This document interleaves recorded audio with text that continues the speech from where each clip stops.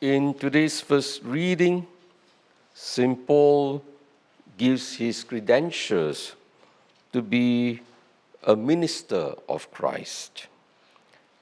And this is to ensure that he has authority to lead the people of God. What was his credential?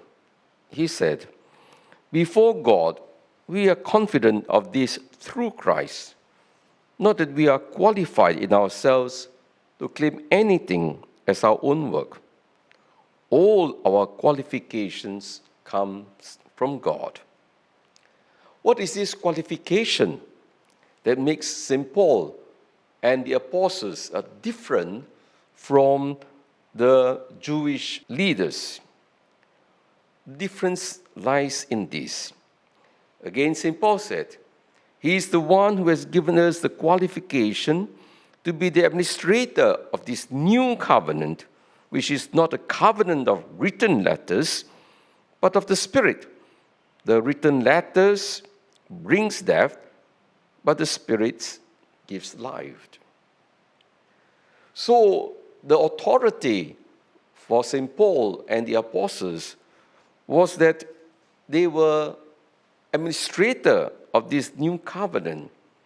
This new covenant, of course, was given and completed in Christ Jesus. And this new covenant is different from the old covenant simply because it is not a law that is written on tablets, but in the heart. And this is what makes the difference.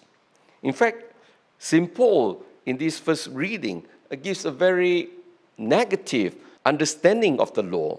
Not to say that it is just one aspect of it, but certainly he says that the law brings death because the administering of death is in the written letters engraved on stones. And this is the real problem in life. Are we also ministers of the gospel? In our own ways, all of us are also ministers of the gospel. And it's good for us to ask ourselves, are we also administrators of this new covenant, or are we administrators of the old covenant?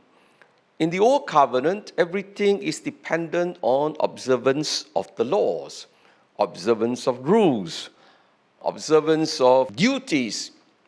And so, even though we can be Christians, and though we claim to be people of the new covenant, actually we still can live like people of the old covenant.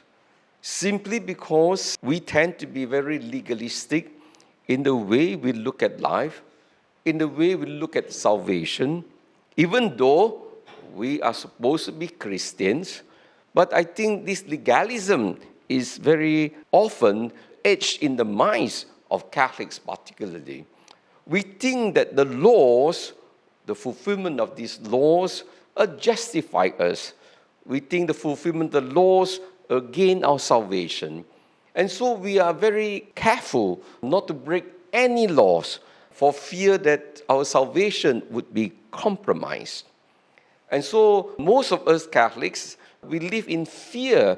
No wonder Catholics are seldom very happy or liberated, even though they observe all the laws. They come to church, they observe all the laws that the church imposed on them, and they carry them out. But you can see that something is lacking. Something is lacking because there is no joy. When joy is lacking, it means to say, therefore, it is not a new covenant. The new covenant is actually of the Spirit. So there is no Spirit in what we are doing. We can go through all this same process, but they are just words. It is not from our heart. There is no Spirit there. And true, even for you in your marriage life, you have to ask yourself, do you still have the Spirit of that marriage? Or is it again some duties, responsibilities you have to fulfill as a spouse, as a mother, as a father? It's just going through the daily motion, Yeah, we have to do our duties. We are good parents. We do our duties. But Is life a question of doing duties? Yeah, I have to bring my mother, to the hospital. I have to bring this, I have to do this. I have to do lots of things, And sometimes we do it not because we are happy, but because it's my duty. So when it's fulfilling obligations, is there joy in it? What happened to the joy? When you were courting, no problem. Your darling says, I'll be late for 2 hours. I wait for you. And you're happily waiting, Now, if you are 2 minutes late, your spouse will say, why so late? How come you cannot come in time, And it's the same thing too when you are working. Again, is there the spirit? Or again, many of us, we just go through the motion. It's our duty. Yeah, we are good workers. We are responsible. We do our tasks. We get our job done. But again, the question is there the joy in doing all these things? Or is it just a question of performance responsibilities? Or some don't even do it all. That is even worse. So, again, it's good for us to see this in the light of what Jesus in the gospel tells us. He said, do not imagine they have come to abolish the law. The prophets have come not to abolish, but to complete them. So the question you need to ask is, how did Jesus complete the law? How? What does he mean when he says, I have come to fulfill the law and the prophets? And he said, I have come not to abolish, but to complete them. I tell you solemnly, till heaven and earth disappear, not one dot, one little stroke shall disappear from the law until its purpose is achieved.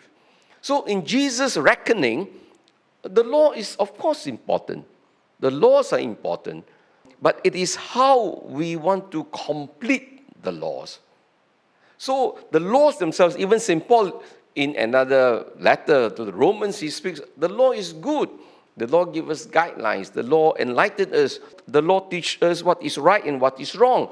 St. Paul says, without the law, we could be doing the wrong things and yet not knowing it and destroying ourselves and hurting ourselves. So the law is good.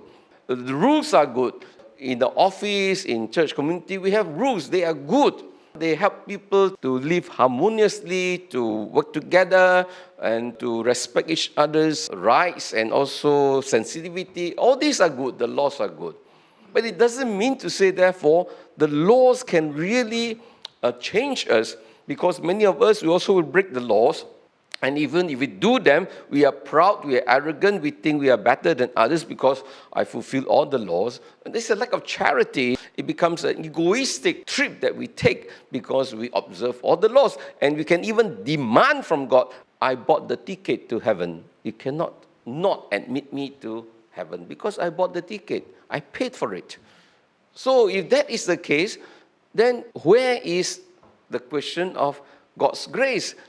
So the new covenant precisely is a covenant of grace. It is not a question of we trying to fulfill all the laws. But again, it does not mean to say the laws are not important. The question is, where is that inner change of heart? So when St. Paul speaks about administering the Spirit, he is speaking of the Spirit that was given to them at Pentecost. It's a Spirit that motivates us. It's a Spirit that transforms our hearts. It's a Spirit basically of love. So when you have the Spirit of love, the Spirit of joy, then you are being motivated purely out of love, out of joy. So we are doing something because we love doing it, we want to do it, we are happy to do it, and that is joy. Because there is meaning, there is purpose, because we are conscious that we are driven by this Spirit of love. And Jesus precisely complete the laws. Unlike the scribes and the Pharisees, they were fulfilling the laws. External performance of the law does not mean to say, therefore, the laws are completed by us. It does not mean to say we fulfill the laws. Just because you fulfill all the responsibilities, but you lack the smile on your face, that is also not completed. You can do something, but you make people very unhappy because they are doing it grudgingly, so they are not happy.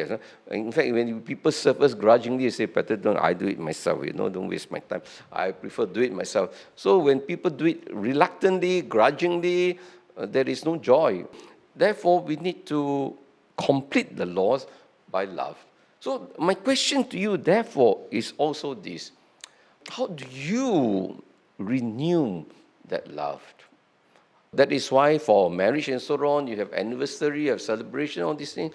The love that has been given to us when you got married. So when we meet trials, we meet difficulties. So how do you consciously renew that? Even prayers, we can go through a prayer every day. How do you renew that love? So it's very important. Sometimes consciously, we need to renew that love through praying in a different way, through going through retreats, sometimes just having some longer silence, or sometimes in a family, some kind of celebrations. You need to renew that love. You need to find ways. The love is there, but you need to reignite that love all the time. Otherwise, it becomes stale. And I think true, especially in terms of relationship, we can take each other for granted. After some time, the relationship becomes very stale because we have taken each other for granted. And that is actually a dangerous attitude. We need to relish, we need to reignite, consciously finding ways to reignite that love.